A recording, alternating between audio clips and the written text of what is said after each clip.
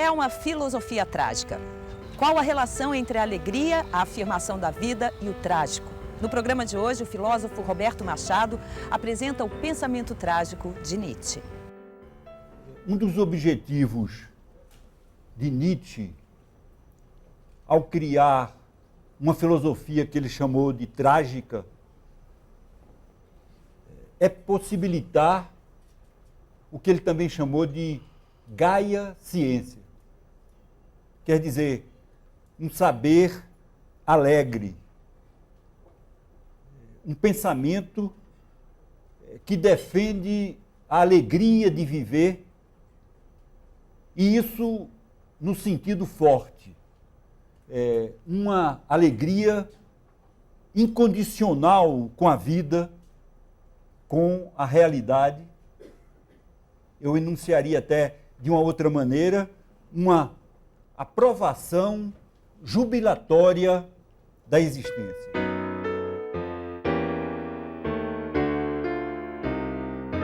Nietzsche, em Assim Falou Zaratustra, vai utilizar uma forma de expressão que eu chamaria de artística, ou, ainda mais precisamente, uma linguagem poética.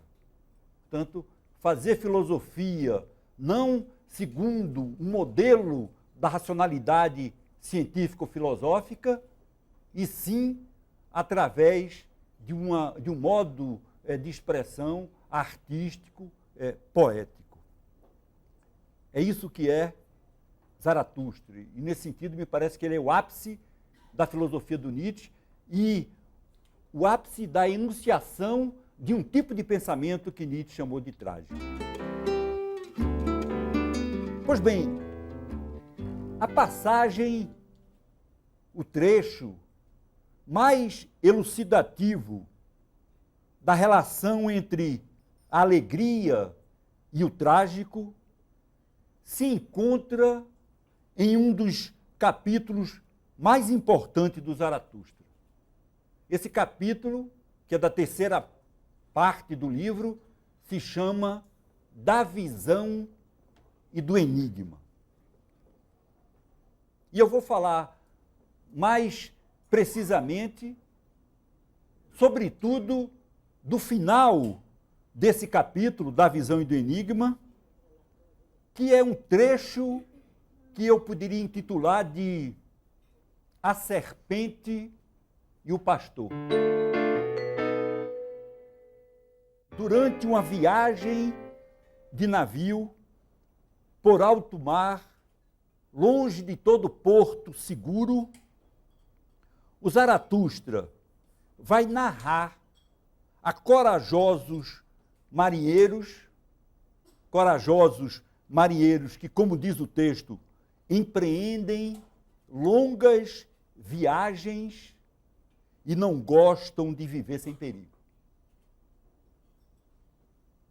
Zaratustra, portanto, vai narrar a seguinte visão. Um dia, pouco antes, justamente logo depois de ter abandonado os discípulos para pegar o navio e voltar para a solidão de sua caverna, Zaratustra se encontra, aí vocês vejam, não é só os personagens que são importantes, mas também o entorno, o cenário. Então é sempre interessante situar o que é dito com relação a quem disse e com relação a onde é dito e em que circunstâncias é dito.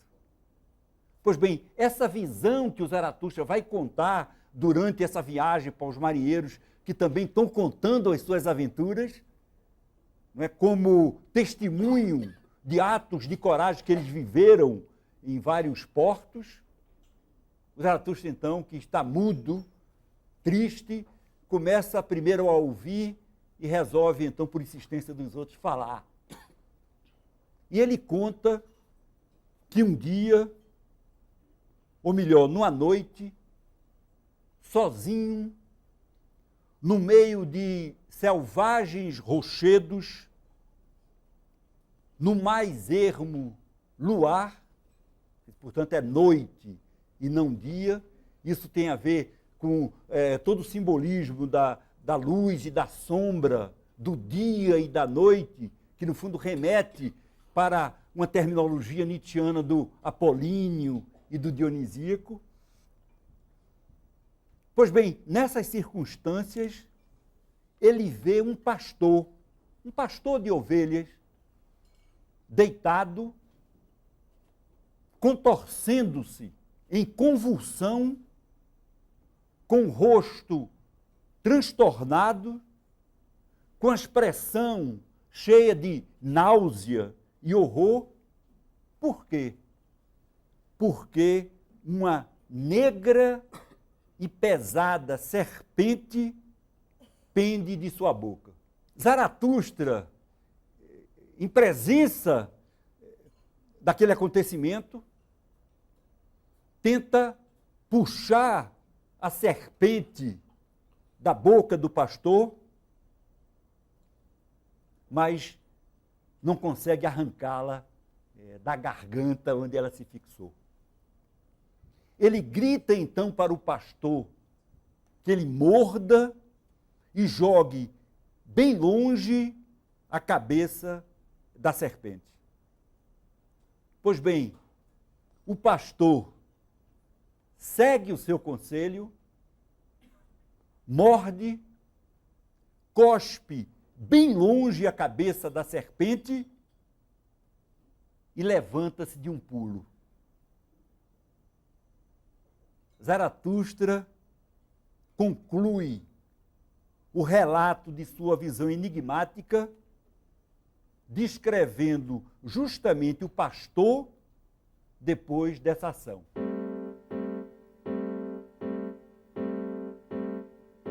Não mais pastor, não mais homem, um ser transformado, translumbrado, que ria. Nunca até aqui na Terra riu alguém como ele ria. Vocês vejam que é o tema da alegria e é o tema do trágico. Para interpretar essa visão, é preciso aprender o significado de dois dos seus principais componentes. Quer dizer, é preciso saber, primeiro, quem é o jovem pastor. Segundo, o que é essa negra e pesada serpente. Ora, a meu ver, dois trechos de um outro capítulo dessa terceira parte do Zaratustra, capítulo chamado O Convalescente, que é um capítulo igualmente importante sobre essa questão do trágico e da relação entre o trágico e a alegria, permitem esclarecer essas questões. O primeiro, portanto é mais fácil interpretar, diz claramente que o jovem pastor, em cuja garganta se insinuou a negra e pesada serpente, é o próprio Zaratustra. E significa, portanto, que Zaratustra está narrando aos marinheiros uma visão, da visão e do enigma, é o título do capítulo, ou melhor ainda, eu diria, uma antevisão, pois se trata de algo que lhe irá acontecer. Me parece que a gente deve compreender esse pastor que está angustiado, porque ele estava apacentando suas ovelhas, deve ter se deitado no chão para dormir um pouco e uma serpente penetrou na sua garganta. Mas eu não disse ainda o que era essa serpente. E então era a segunda pergunta que eu me fazia. O que é essa serpente negra e pesada?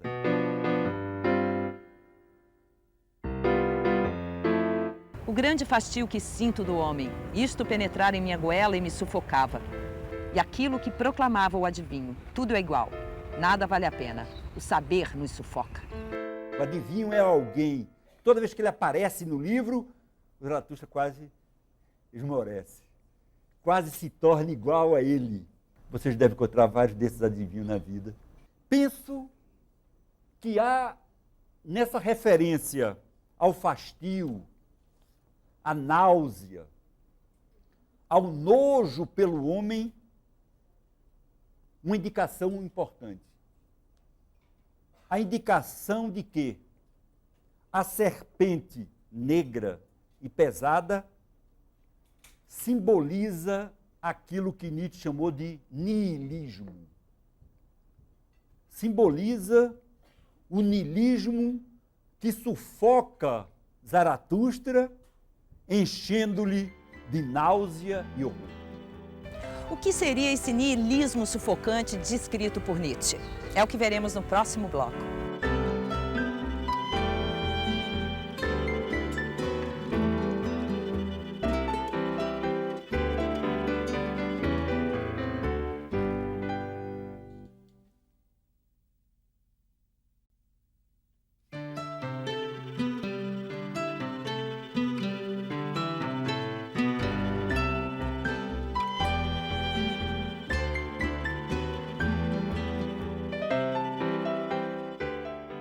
Em Assim Falou Zaratustra, Nietzsche descreve a terrível imagem de um pastor em convulsão, com uma pesada serpente pendendo de sua boca. Essa serpente que sufoca representava o niilismo. Mas o que significa niilismo? Niilismo é uma palavra utilizada por Nietzsche que vem de um termo latim, nihil, que significa nada, que significa nulidade. Pois bem, me parece que não há dúvida de que essa serpente negra e pesada simboliza o niilismo. Pois o adivinho é no livro um personagem niilista, no sentido em que nega a vida, no sentido de ser um personagem para quem a vida não tem valor, ou para quem a vida tem valor de nada. Mas isso ainda diz pouco. É também indispensável salientar que se trata, quando se fala do niilismo do adivinho, de um tipo específico de niilismo. Pois bem, eu gostaria de propor para vocês uma interpretação do conceito de niilismo em Nietzsche, dizendo que a palavra niilismo é passível de várias definições, pelo menos 4 é o que eu vou propor nessa palestra, para que nós entendamos o que é o niilismo do adivinho. O niilismo do adivinho não é o niilismo considerado como desvalorização da vida em nome de valores superiores. Essa expressão valores superiores em Nietzsche significa sempre valores superiores à vida.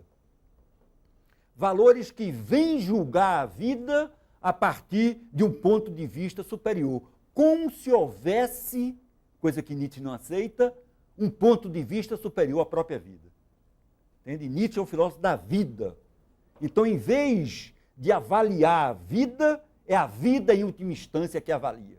É uma ideia extraordinária do Nietzsche. Quando a gente está dando sentido às coisas, quando a gente está avaliando, é o que nós temos de vida dentro de nós que avalia. Isso é uma ideia muito interessante. Isso vai remeter a um conceito de vontade de potência. É a nossa vontade de potência, que pode ser afirmativa ou negativa, que se expressa através de determinadas avaliações. Essa desvalorização da vida em nome de valores superiores à própria vida é o que Nietzsche chamou de niilismo negativo. Quer dizer, é aquilo que, para ele, foi criado pelo platonismo, quer dizer, que é o início da filosofia racional, conceitual, na Grécia, com Platão e seus seguidores, e pelo cristianismo. Nietzsche é um filósofo curioso que nota um parentesco muito grande entre o cristianismo e o platonismo. Platão é o criador, talvez da definição, talvez não seja a mais verdadeira, mas é a mais bonita sobre o tempo. Não sei se vocês conhecem, eu vou dar a vocês de presente. O tempo é a imagem móvel da eternidade. Dito de outro modo, o tempo é uma imitação móvel da eternidade. Isso significa o quê? Uma superioridade da eternidade com relação ao tempo. Porque o tempo é imagem, imitação, cópia de um modelo que é justamente da eternidade. Isso significa, para Nietzsche, uma desvalorização do tempo em nome de uma eternidade como sendo a essência da vida, que a gente vê no cristianismo, que é uma eternidade prometida ao virtuoso, ao bom, ao verdadeiro.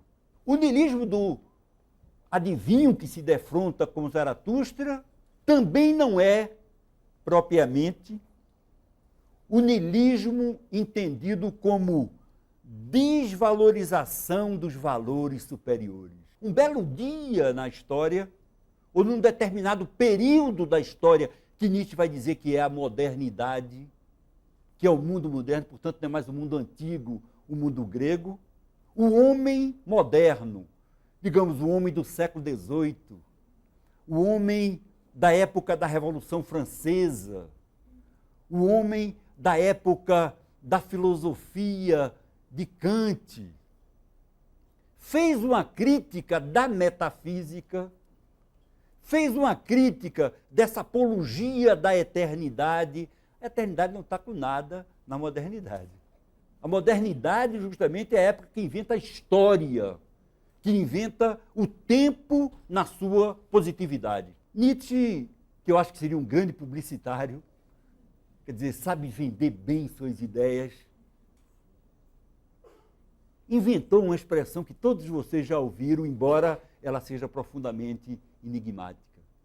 Essa expressão é morte de Deus.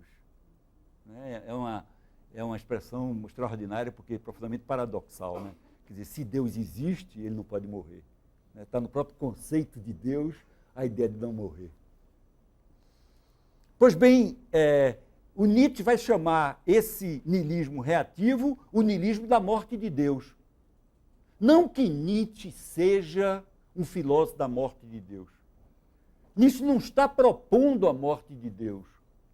Eu diria, ele está constatando que esse homem moderno, burguês, a fazer uma crítica dos valores absolutos, eternos, imutáveis, no fundo estava matando Deus. A serpente negra e pesada simboliza, a meu ver, o niilismo passivo. Olha aí, uma terceira expressão, o niilismo passivo. E aí é muito interessante, porque é um niilismo que vem depois do niilismo moderno.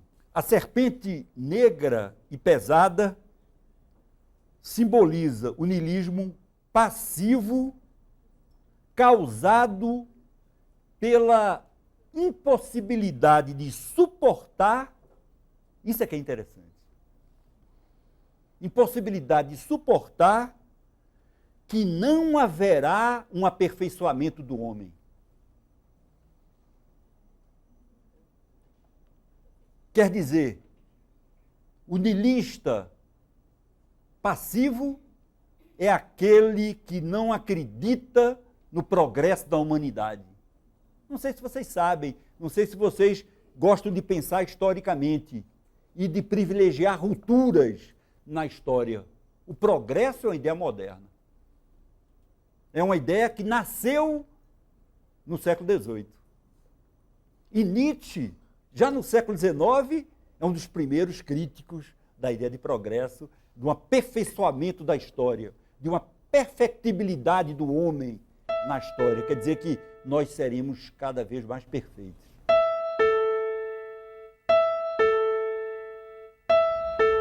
Nunca ouviram falar do insensato que acendia uma lanterna em pleno dia e corria pela praça do mercado gritando sem parar: "Procure o Deus, procure o Deus". E como havia ali muitos daqueles que não acreditavam em Deus, ele provocou grande riso. "Ter-se-á afastado", dizia um. "Ter-se-á perdido como uma criança", dizia outro.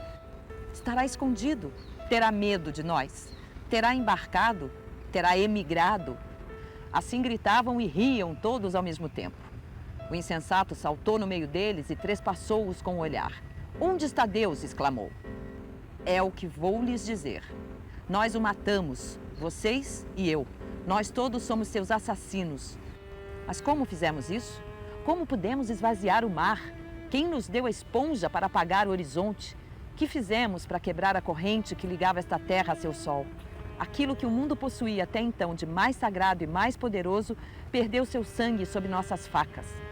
Quem limpará esse sangue de nossas mãos?" Parece-me, inclusive, que um dos grandes interesses do pensamento de Nietzsche para a nossa contemporaneidade, para a nossa atualidade, é ele ter previsto com muita antecedência a derrocada de uma espécie de otimismo moral. Me parece que Nietzsche sentiu, como ninguém, que o maior perigo que traz a morte de Deus, quer dizer, esse niilismo reativo que quer colocar o homem no lugar de Deus, é a ampliação do niilismo. É o aumento do niilismo, é a intensificação do niilismo. Uma ideia que Nietzsche diz poeticamente: o deserto vai crescer, inútil foi todo o trabalho. São expressões do Zaratustra. Inútil foi todo o trabalho. Tudo é vazio. Tudo é igual. Tudo foi. Só frases terríveis. Nada vale a pena. O saber nos sufoca. Portanto, é o niilismo em que o homem aparece como incapaz de amor, como incapaz de desejo e como incapaz de criação. O niilista passivo é alguém que não tem mais esperança. Se vocês me seguiram até agora, vocês podem entender isso bem. Quer dizer, não tem nem esperança em Deus, não acredita num céu, numa vida eterna como recompensa, como acreditava o niilista negativo, mas também não acredita mais em progresso humano, histórico, como o niilista reativo. Considera que o homem não deu certo e se entristece com isso. O mais difícil de suportar na vida, e todos nós vamos entender imediatamente isso, é essa ideia. A ideia de que não há esperança. A ideia que não há esperança de eternidade futura ou de tempo futuro que venha corrigir o instante, esse instante que nós vivemos. E isso é muito difícil de suportar. E é isso que faz o pensador cair no niilismo, esse terceiro tipo de niilismo, que é o niilismo passivo. Nietzsche foi um filósofo que buscou a afirmação da vida. No próximo bloco, veremos o caminho encontrado por ele para combater o pessimismo e a desesperança do niilismo passivo.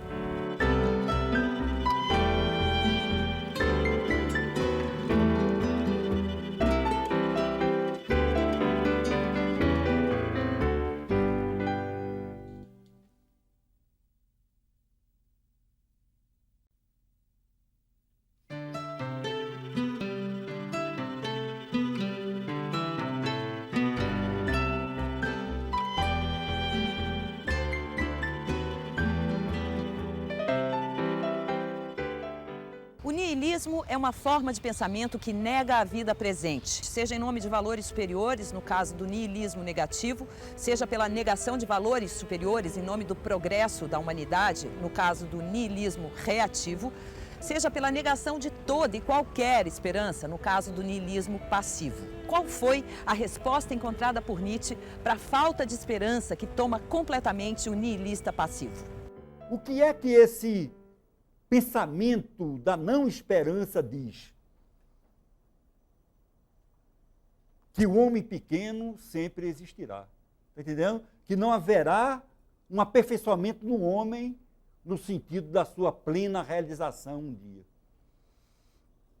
Quer dizer, a grande dificuldade de um pensamento trágico é afirmar que o homem pequeno sempre existirá e, ao mesmo tempo, não cair no niilismo pessimista, desesperado do adivinho, que é aquele que pensa que nada mais vale a pena.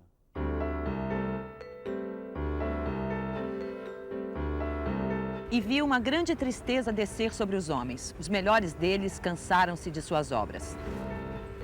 Proclamou-se uma doutrina que uma fé acompanhava.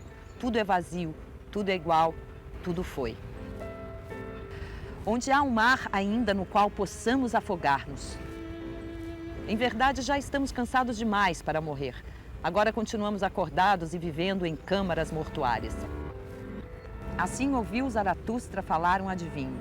E a sua profecia, penetrando-lhe no coração, transformou-o. Soturno vagueava e cansado, e tornou-se igual àqueles dos quais o adivinho falara. A meu ver, foi para tornar possível uma perspectiva trágica, e aí a coisa vai ficando mais interessante, uma perspectiva trágica que vacine, é isso, Nietzsche quer nos trazer uma vacina, que vacine contra a náusea, o nojo, o fastio, o sufoco característico do niilismo passivo e a tristeza que ele acarreta, que Nietzsche teve um pensamento que eu confesso a vocês é o mais interessante que eu já ouvi. Esse pensamento é o pensamento do eterno retorno, que eu acho que é o pensamento trágico por excelência. Eu venho falar aqui sobre a alegria e o trágico em Nietzsche. Então, a minha questão é essa: como ser alegre afirmando o eterno retorno? Existem 3 temas fundamentais, a meu ver, no Zaratustra. O primeiro, super-homem, ou além do homem, como outros gostam de chamar, pouco importa o termo, o importante é sempre o conceito. A vontade de potência, ou vontade de poder, também pouco importa o termo, ou então o eterno retorno, que é que dá sentido aos outros dois, numa perspectiva trágica. Eu diria que há no eterno retorno 2 aspectos. Um é um eterno retorno cosmológico, quer dizer, um eterno retorno físico. É a ideia que o Zaratustra apresenta no livro. Entende que o tempo não tem começo. Olha, ele está contra a ideia platônica. O tempo, imitação móvel da eternidade. Está entendendo? O demiurgo platônico, que para fazer o mundo melhor, quer dizer, mais perfeito, criaria o tempo imitando a eternidade. Isso significa o quê? O tempo começou num determinado momento. Antes do tempo tem a eternidade. Estão seguindo? Por outro lado, então Nietzsche não aceita essa ideia. Mas também não aceita a ideia de uma parousia, a ideia de um final dos tempos. Por exemplo, o juízo final. Quando o tempo termina e começa plenamente a eternidade. Então, a questão colocada pelo Zaratustra no livro é essa: se o tempo não tem um início e não tem um fim, será que eles, o passado e o presente e o futuro, sempre vão se contradizer? E ele diz, não, se não tem começo e fim, ele é cíclico. Ele é circular. Isso seria um aspecto cosmológico, um aspecto físico, né, ligado a um eterno retorno circular do tempo. Isso é uma questão científica, me parece que isso não é uma questão filosófica. O que importa para Nietzsche, e aí eu diria, não seria mais um aspecto cosmológico, físico, e sim um aspecto ético do eterno retorno. Isso é que é o X do problema, isso é que é o interessante na questão trágica do eterno retorno. O que importa, eu enunciaria assim, é viver como se cada instante do tempo, cada instante da vida fosse retornar eternamente. É estar aqui como se esse momento, esse instante, fosse retornar eternamente. Quer dizer, é dar a força, o peso, a potência, a intensidade do momento que se vive. Isso é muito interessante, porque o Nietzsche acha que, sobretudo, o homem moderno vive de uma maneira fugidia, sem peso, sem força. E ele acha que essa afirmação da eternidade do instante é capaz de dar uma força, uma intensidade, uma potência ao instante que se vive. Para Nietzsche, querer a eternização do instante vivido pela afirmação do eterno retorno desse instante é amar a vida. É esse que ama a vida. É amar a vida com o máximo de intensidade. A intensidade daquilo que ele chamou em latim de amor fati, o amor do fato, o amor do acontecimento. Daí porque considero que o eterno retorno, quer dizer, essa ideia de que a vida retorna eternamente, considero que o eterno retorno como uma hipótese, olha, eu chamo muita atenção para isso, não é uma teoria, não é uma tese, é somente uma hipótese, é o como se.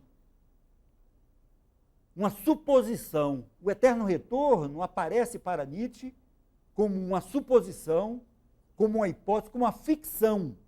E aí eu dizia, aparece sempre enunciado ficcionalmente, poeticamente, jamais conceitualmente. Então a gente tem que se desdobrar para encontrar o conceito filosófico que está ali exposto de uma maneira não conceitual. Eu até diria, meio brincando com o que Nietzsche diz de Homero, o eterno retorno é expresso em Nietzsche como uma nobre mentira poética. Né? Você sabe que o Platão criticou Homero, né, dizendo que ele não era o educador da humanidade e da Grécia, né, porque era um grande mentiroso. E o Nietzsche, então, reabilita essa ideia de mentira poética e eu aplicaria ele no enunciado do eterno retorno. Portanto, eu não procuro a verdade do eterno retorno no sentido físico ou cosmológico. Nietzsche não tinha capacidade de afirmar isso desse modo. Mas eu valorizo muito como essa ficção, essa hipótese que procura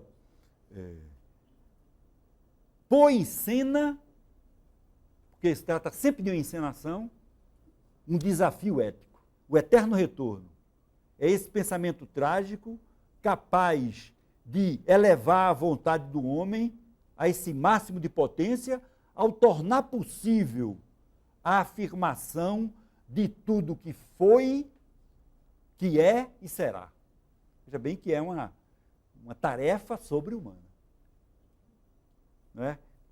Se a gente fosse mesmo possuidor do talento de poder pagar umas coisas da nossa vida futura ou passada, eu garanto que todos nós, né, passaríamos uma esponja em certos acontecimentos, não? Quem de nós não disse, puxa vida, por que eu fiz isso? Me estrepei. Tá entendendo? Como foi difícil me reabilitar depois daquela besteira que eu fiz. Lógico, eu acho, a impressão que eu tenho, se você levar essa exigência da afirmação de tudo que foi, é e será, você enlouquece. Mas vale a pena tentar. Vale a pena se aproximar disso, né? Isso seria, digamos, uma atitude de um super-homem. Mas nós dificilmente conseguiríamos chegar lá. Eu estou querendo dizer que afirmar eticamente o eterno retorno é ter a coragem de dizer a respeito de qualquer acontecimento em nossa vida.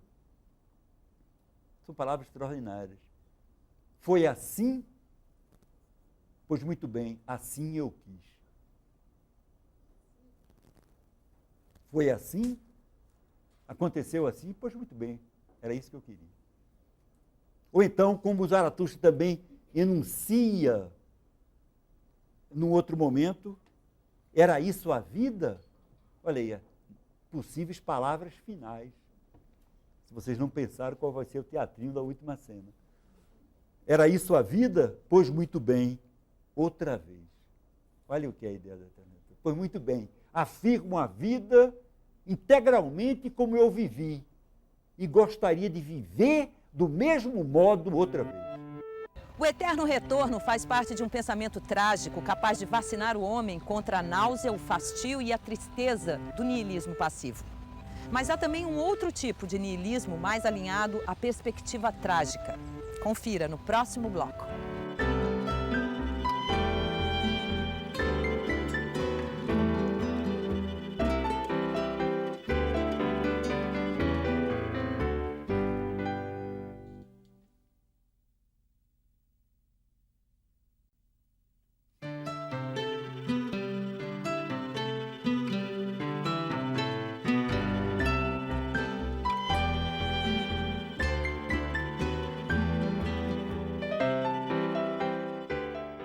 Qual é a questão trágica por excelência que separa o homem trágico, afirmador da vida, do nihilista passivo, negador da vida? Qual é a diferença, portanto, entre o afirmador do eterno retorno, o trágico, e o negador da vida, o nihilista passivo?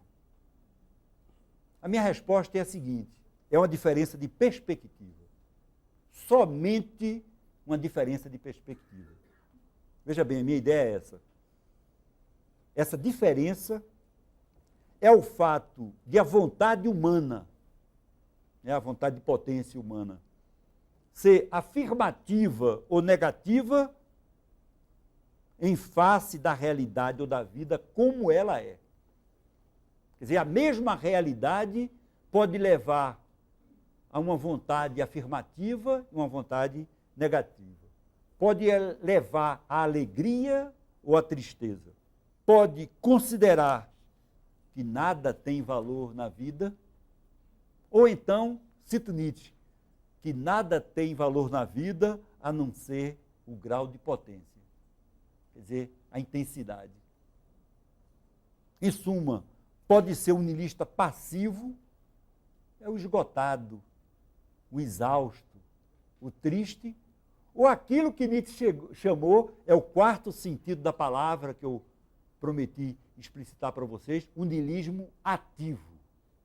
Olha aí, o trágico para Nietzsche é um niilismo no sentido em que é uma negação de valores terrenos, como também de valores superterrenos, de valores futuros ou valores eternos.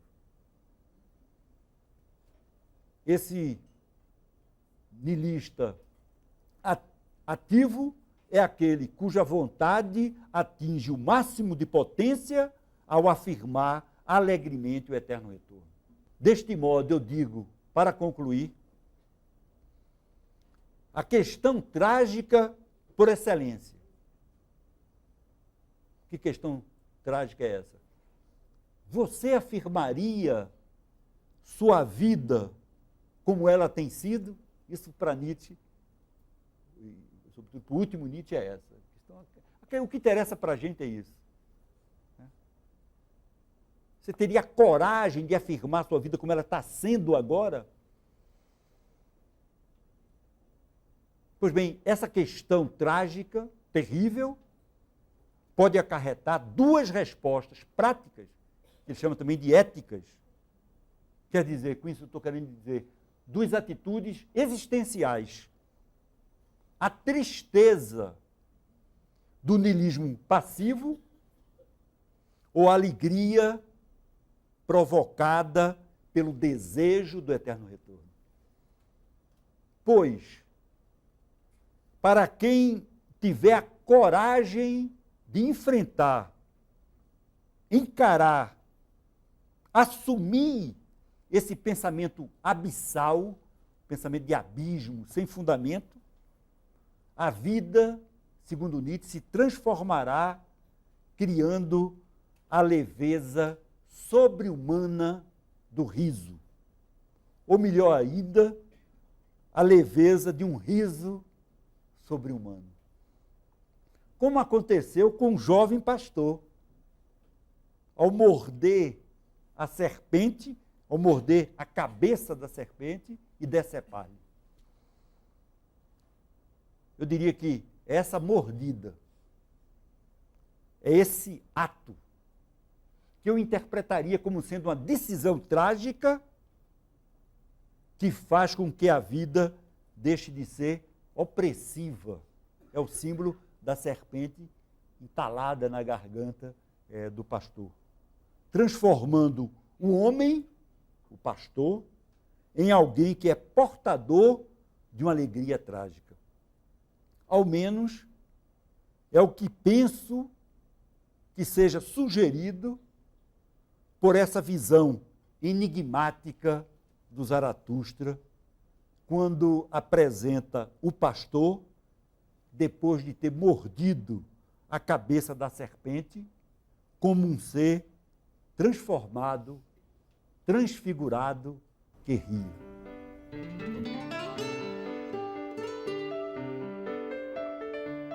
O que diria você se um dia ou se uma noite um demônio penetrasse em sua solidão mais solitária e lhe dissesse: esta vida, tal como você a vive agora e tem vivido, você terá que vivê-la mais uma vez e inúmeras vezes. E nela nada haverá de novo. Cada dor, cada prazer, cada pensamento, cada gemido. Você cairia no chão rangendo os dentes e amaldiçoando o demônio que lhe falasse assim? Ou estaria vivendo um momento formidável em que lhe responderia: você é um Deus, nunca ouvi palavras tão divinas? Se este pensamento se apoderasse de você, ele lhe transformaria e talvez lhe esmagasse. Colocada a respeito de tudo, a questão: você quer isso mais uma vez, inúmeras vezes, pesaria como o peso mais pesado sobre sua ação. Ou então, como seria necessário querer bem a você mesmo e à vida para nada mais desejar a não ser esta última eterna confirmação. O programa de hoje termina por aqui. Até a próxima semana com mais um Café Filosófico.